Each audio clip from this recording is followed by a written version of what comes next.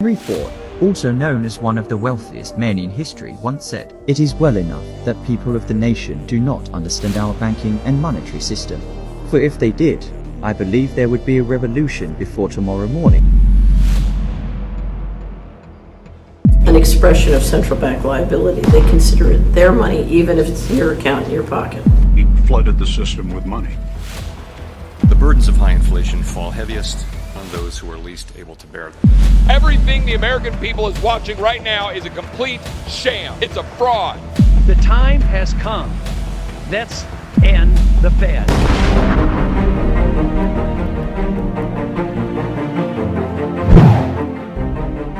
Good evening, ladies and gentlemen, and welcome back to SF Commons. Tonight, we're talking about the dangers of central bank digital currencies, why the U.S. Congress must reject. We are very fortunate and delighted to have Matthew Ehret. He is the editor-in-chief of the Canadian Patriot Review. He's a senior fellow of the American University in Moscow. He is the author of The Untold History of Canada's book series and Clash of the Two Americas trilogy. In 2019, Matthew co-founded the Montreal-based Rising Tide Foundation. Hi, Matt, how are you? Thank you for joining us. It's a pleasure to be with you. Thank you. President Biden had signed the Executive Order 14067, the digital currency as the US dollar. What is the impact of the central bank digital currencies? The Biden regime has brought online, in a fast-track way, a new central bank digital currency that would be emitted and controlled by the Federal Reserve System, which would replace the collapsed US economy. That can only happen after the system melts down, as it will, if there aren't remedial systemic effects or policies put into place that defend the people. The danger right now is that this would be fully under the control of the same arsonists that lit this nation on fire, and the world, I would say. The WEF comprises only the top 0.00001% of the population. And the same arsonists who created the fire are now the ones trying to say, let's put out the fire with our solutions. It's not like Bitcoin because they can make as much as they want infinitely. But the other thing is, it's all digital and it's total control. They don't call it your money, they call it an expression of central bank liability. They consider it their money, even if it's your account in your pocket. People don't know about this. The corporate media has ignored it completely. This digital identity in the center, every entity, every device, every person, everything, every tree, everything will have a digital identity. And that digital identity is going to be used to unlock your access to financial services, healthcare, telecommunications, government programs, social platforms, logging into the internet, travel and mobility, just everything you do in your life, you need your digital identity to unlock it. So by default, a digital identity implies that you are always in a digital prison. Yes. And you need permission to get out of that prison. By default, you're always a prisoner. And your digital identity will be linked to a new type of currency, which is the central banking digital currency. The WHO Immunization Agenda 2030 plans to introduce 500 new vaccines by 2030 in their own documents. Immunization Agenda 2030, it's there. Now, they're saying, the Indonesian health minister is saying, let's have a digital health certificate acknowledged by the WHO. If you have been vaccinated or tested properly, then you can move around. If you don't sign on to a digital ID, if there's a critical mass of people, I think most will just walk into it unknowingly. Yes. Through deception or through so-called force, just like they had people taking the vaccines to travel freely. But if there's a critical mass that doesn't sign on to the digital ID, then this agenda gets weak. This 56 seconds is something I swore I would never see in my life, and that is a central banker being honest. This is a miraculous experience, 56 seconds, here we go. Our analysis on CBDC, in particular for the use of general use, we tend to establish the equivalence with cash, and there is a huge difference there. For example, in cash, we don't know, for example, who's using a $100 bill today. We don't know who is using a 1,000 peso bill today. A key difference with the CBDC is that central bank will have absolute control on the rules and regulations that will determine the use of that expression of central bank liability. And also we will have the technology to enforce that.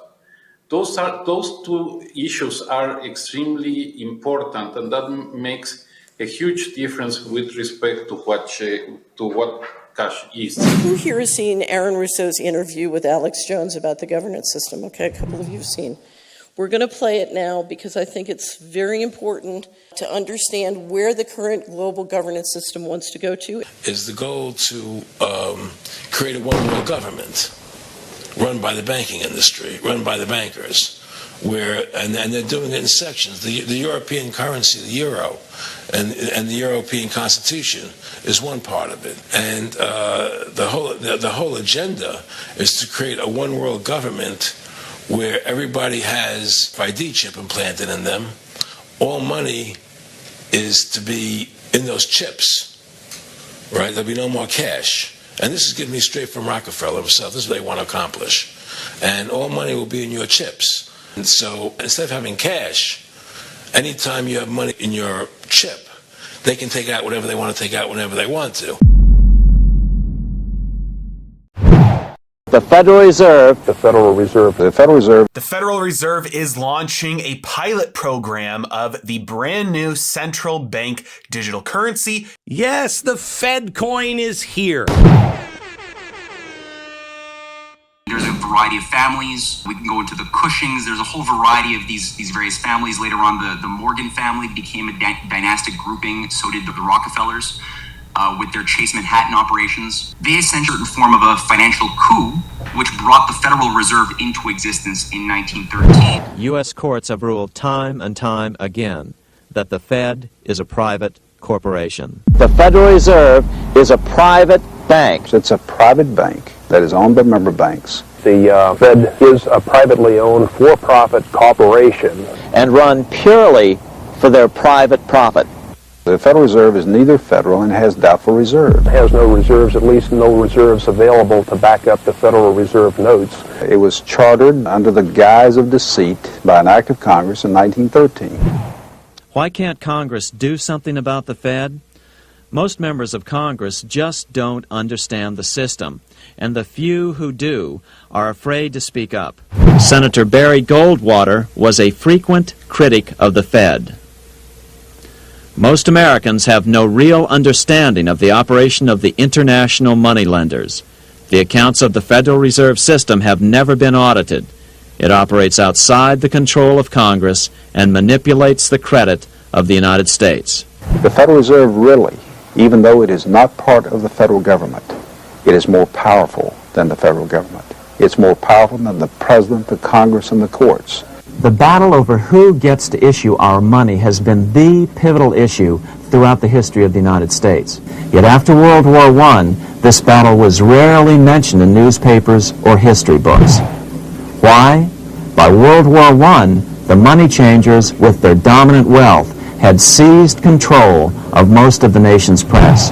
In 1913, Congress gave an independent central bank, deceptively named the Federal Reserve, a monopoly over issuing America's money, and the debt generated by this quasi-private corporation is what is killing the American economy. Wars are fought over it, depressions are caused to acquire. This is a power that has been abused throughout history. Only the Federal Reserve can inflate the currency, creating new money and credit out of thin air, in secrecy, without oversight or supervision. Flooded the system with money. Yes, we did. That's another way to think about it. We did. Where does it come from? Do you just print it? We print it digitally. So we as a central bank, we have the ability to create money digitally, and we do that by buying treasury bills or bonds or other government guaranteed securities, and that actually increases the money supply. We also print actual currency, and we distribute that through the Federal Reserve. There is no legal authority to operate such a monetary system. So let's stop it. Let us restore a policy of prosperity, peace, and liberty. The time has come. Let's end the Fed.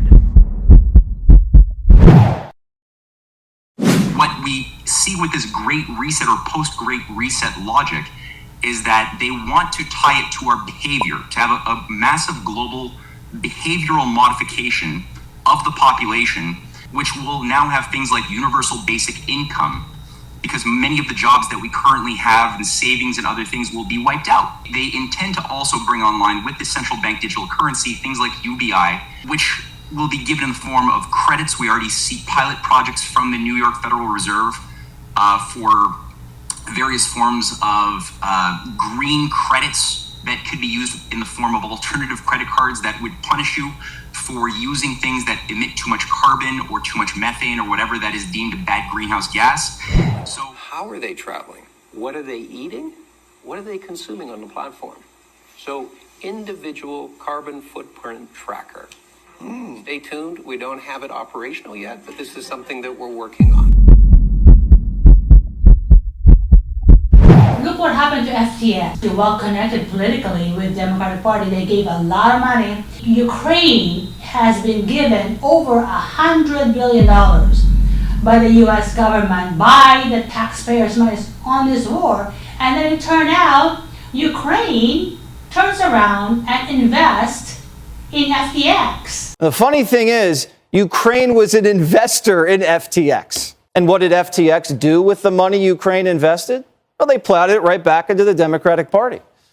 Democrats send money to Ukraine. Ukraine sends money to FTX, and FTX sends money to the Democrats' campaigns. And FTX, in turn, gave over $50 million to the Democrats on their election, particularly for this midterm election. And then now they're completely broke. There's millions of investors left holding the bag. They don't know what happened. Could you imagine that if that happens with the central bank digital currency? They control all the money. Next thing you know, these bankers, who are the owners, is not owned by the government. What would happen? People will say, well, what happened to our money? Well, it's all gone. They didn't just lose it in the market. It's just gone. What do you think about that? Isn't that scary? This is the sobering reality that people have to finally look at, and I think they are beginning to, which is that the entire system, including our pension funds, teachers' pensions, nursing, hospital, everything is locked into a time bomb which is designed to explode. That is what the architects of this time bomb intended. They always created this system not to be a forever system. It was created to become a bubble, and bubbles can do nothing but explode, and is what is at the heart of the creation of Wall Street as we know it. Going back to the Bank of Manhattan being, basically created by Aaron Burr and other traders to operate in this way that would turn the U.S. economy into a boom and bust cycle of periodic bubbles that would then cripple the nation's capacity to stand on its own 2 feet, destroying people's savings and everything else, and their business investments and everything that you could imagine that has value and makes life good, in order to make the nation more weak, more reliant and dependent upon supranational power structures. The only way to deal with this in a functional, moral way would be for a sane U.S. constitutional policy to be brought about that would break up the banks the way it was done in the 1930s when Glass-Steagall, which broke them up and forced the speculators to take their losses. They would not receive any government bailouts, and they would not be allowed to gamble with people's savings or pensions. When someone mentions the Glass-Steagall Act, GSA, they are usually referencing its mandate of the separation of commercial banking and securities activities in the financial sector. The GSA was part of the more comprehensive Banking Act of 1933, which was passed in response to the financial collapse of 1929 that caused the Great Depression. After the 1929 crash, it was believed that close ties between the investment and commercial sides of banks' business created conflicts of interest that led to speculative trading and unprofitable loans. In addition, the GSA was in response to banks taking on too much speculative risk in the markets, thus risking depositors' money. The GSA prevented this highly speculative activity and also created the Federal Deposit Insurance Corporation that insures bank deposits up to a certain amount. That amount was raised to $250,000 per deposit in 2008. The Graham-Leach-Bliley Act of 1999 repealed the commercial investment bank separation provisions of the GSA. Some people argue that the global financial meltdown of 2008 was caused by speculative risk-taking in the investment arms of many banks, the very thing the GSA was supposed to prohibit. The Glass-Steagall Act was originally one of the first measures, the earliest measures, to heal from the Great Depression, which itself was a controlled demolition of the U.S. economy by forces that were sponsoring the growth of fascism as a miracle economic solution across Europe as well as in the United States. There was Time magazine had Mussolini, Hitler on their covers for many times in the 20s, 30s. And those same bankers, and I'm talking now about, again, the JP Morgan Trust, the Kuhn Loeb groups, all the same individuals and power brokers that created the Federal Reserve originally in 1913 were the same interests who were supporting the idea that fascism would be the best solution for the world in response to the economic collapse that they orchestrated in 1929. The Great Depression was produced by a failure of government, by a failure of monetary policy. It was produced by a failure of the Federal Reserve System to act in accordance with the intentions of those who established it. It was produced by a failure of the Federal Reserve System despite the presence of knowledge on the part of many of the people in the system about the right course of action. I can tell you what the facts are. The facts were that from 1929 to 1933, the total quantity of money in the United States, the amount of currency, the amount of bank deposits, what Mr. Eccles referred to as M2, that total amount of money declined by 1/3. The total number of banks went down by 1/3. And why did the quantity of money decline? It declined because the Federal Reserve System failed to prevent the decline. As Milton Friedman has repeatedly pointed out, no severe depression can occur without a severe contraction of money. In our system, only the Fed, the Bank of International Settlements with U.S. bankers' cooperation, or a combination of the largest Wall Street banks could cause a depression. In other words, our economy is so huge and resilient, a depression just can't happen by accident. So anyway, with this inflation, the dollar loses value. So people's paychecks are not worth it. Chairman Powell says, well, we're going to fix this inflation by softening the labor market. There will very likely be some softening of labor market conditions. And lo and behold, thousands of workers are getting laid off. Amazon laid people off. It's incredible the amount of layoffs that people are facing. Higher interest rates, slower growth, and softer labor market conditions will bring down inflation. They will also bring some pain to households and businesses. These are the unfortunate costs of reducing inflation. The burdens of high inflation fall heaviest on those who are least able to bear them. And then at the same time, Congress in their Inflation Reduction Act just voted $80 billion to hire 87,000 IRS agents. Well, it's a false debate that was created, which was incompetent, that we had a choice to either print money to infuse into zombie speculative banks that we were told were too big to fail, and they only became too big to fail because we deregulated the system, we tore down Glass-Steagall and allowed them to go through as infinite mergers and acquisitions as they did for the past 25, 30 years. So we created this behemoth. So either print money, which would not be productive but only be hyperinflationary, or conduct massive austerity, have a tight money supply in order to deal with the obvious case of inflation. Neither solution is a solution. They are both two sides of the same problem. The resistance to the central bank digital currency was Tom Emmer, who also introduced the bill in the House of Representatives, a sister bill, and Ted Cruz. Senator Ted Cruz, along with two other Republican senators, have put forward legislation to ban the Federal Reserve from creating a central bank digital currency and issuing it directly to individual American citizens. One of the things to know here is that they are specifically talking about using central bank digital currencies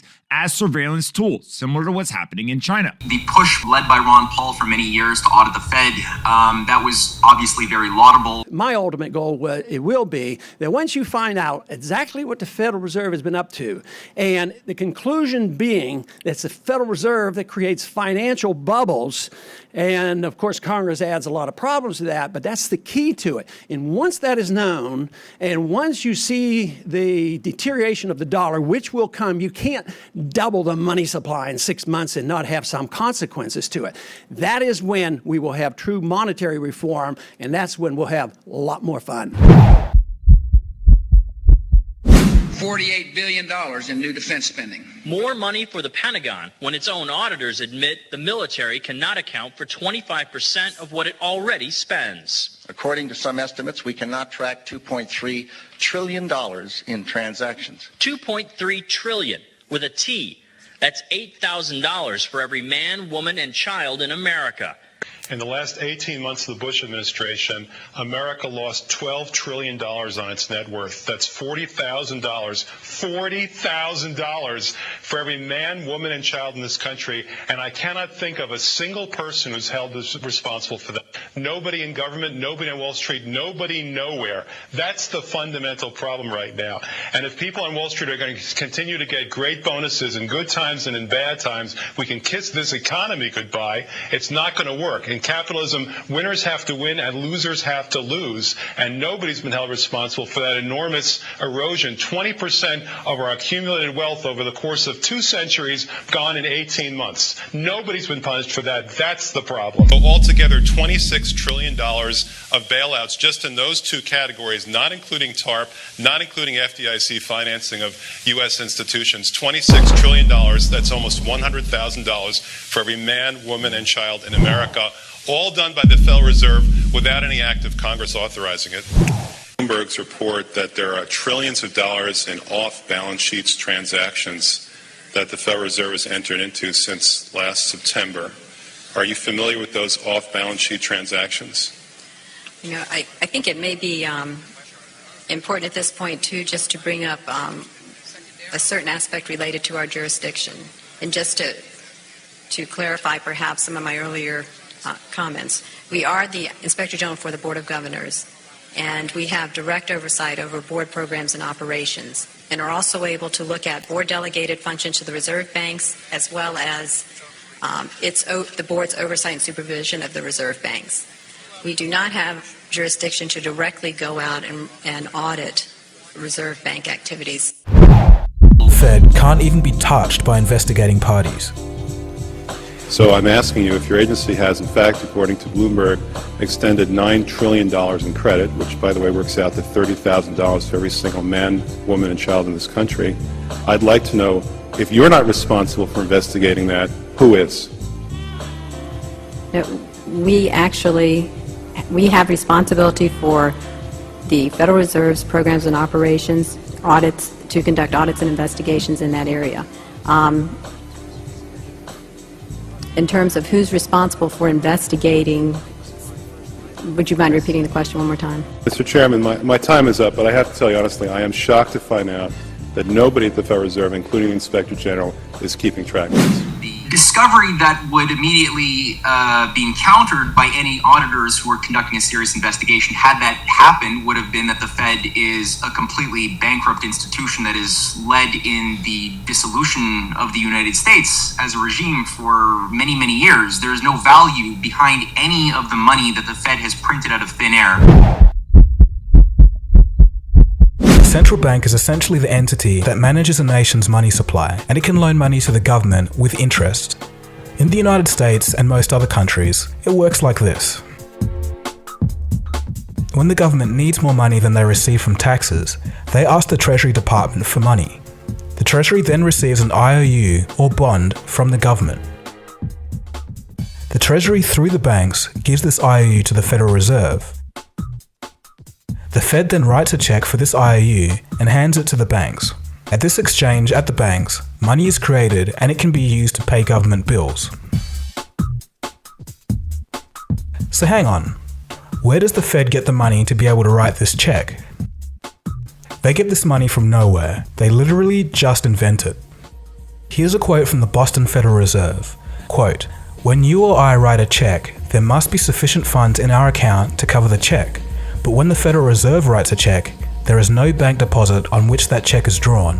When the Federal Reserve writes a check, it is creating money." End quote. So in essence, they're writing a check and creating money from an account that has no money in it. The money the Federal Reserve creates can be used as legal tender to buy things and eventually makes its way into the real economy. If you and I did that, we'd go to jail for fraud, but they can do it because they invented the system. This is the same system used throughout the world today. And this is not just something that's happening in America. No. Central bank digital currencies are becoming a thing all around the world. At this point, if we are actually going to be serious, we have to look at what people like John F. Kennedy, what people like Franklin Roosevelt were doing, what Lincoln was doing with his greenback system, which were premised around the principles of national banking, utilizing the constitutional Article 1, Section 8, which again uses an understanding that it is through the Congress alone and through the Treasury as an institution of the elected government that can emit credit for the purpose of building infrastructure, stimulating the economy, but rather to overcoming limits to growth, awakening the spirit of enterprise in a freedom-loving people. That's the way America has always worked. The greatest presidents, who are usually shot while in office or die by poisoning, of which there have been 8, are invoking the exact same principles of constitutional banking in varying degrees. And I'm including here, I'm going all the way from Harrison, who died in 1840, all the way to John F. Kennedy and everyone in between. They're all invoking the same thing in opposition to the Wall Street complex that was managing and still does manage the Federal Reserve monster on behalf of a supranational grouping of oligarchs and financier interests that wish to utilize their Great Reset in a way that it will create a new post-nation state order vectored around depopulation, reducing the human footprint on the earth, which they say is the carbon footprint, but in reality it is actually humanity that they wish to, treat as a pollution or as a cancer that has to be eliminated. And this is the only way to solve this is to look at what has historically worked in the past and do it again.